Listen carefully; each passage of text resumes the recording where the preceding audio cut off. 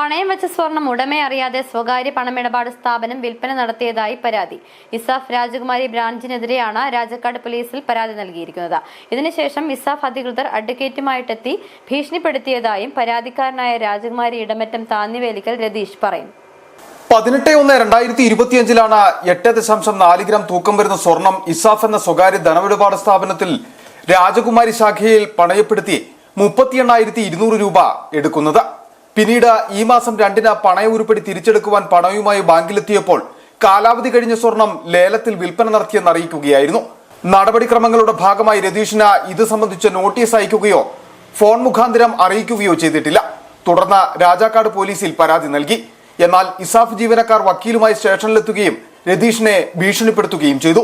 പരാതി വിളിച്ചപ്പോൾ സാറ് ചോദിച്ചാൽ ഒരു ഭാഗം വെച്ച് കഴിഞ്ഞാൽ എത്ര ഉള്ള മുതലെന്ന് ചോദിച്ചു കഴിയുമ്പോൾ എൻ്റെ അക്കൗണ്ടിലേക്ക് 25,000 രൂപ ഞാൻ മുല്ലേറേണ്ട ഇവിടെ ബാങ്കുകാർ ഇട്ട് തന്നു. അപ്പോൾ ഈ പൈസ അല്ല എനിക്ക്, ഞാൻ മറ്റൊരാളുടെ സാധനം മേടിച്ച് പണയം വെച്ചേക്കുന്നതാണ്. അപ്പോൾ എനിക്ക് ആ മുതലാണ് ആവശ്യം. അപ്പോൾ അവർ കഴിഞ്ഞ ദിവസം വന്ന് ഇപ്പോൾ ഇതെല്ലാം റെഡിയാക്കി തരാമെന്ന് പറഞ്ഞു. 3 ദിവസം സമയം വേണമെന്ന് പറഞ്ഞു. അപ്പോൾ കഴിഞ്ഞ ചൊവ്വാഴ്ച വന്നാണ് പറഞ്ഞത് 3 ദിവസം സമയം പറഞ്ഞാൽ 3-ാമത്തെ ദിവസം ഇന്നിവിടെ വന്നപ്പോൾ വക്കീലായിട്ട് വന്ന് എന്നെ പേടിപ്പിക്കുകയാണ് ചെയ്തത്. ഇതിനകത്ത് എനിക്ക് ഒരു നീതിയും കിട്ടുന്നില്ല, എൻ്റെ സാധനം കിട്ടുന്ന പോലില്ല. പണത്തിന് അത്യാവശ്യം വന്നതിനെ തുടർന്ന് രതീഷ് സുഹൃത്തിന്റെ സ്വർണ്ണമോതിരം വാങ്ങി പണയം വെക്കുകയായിരുന്നു.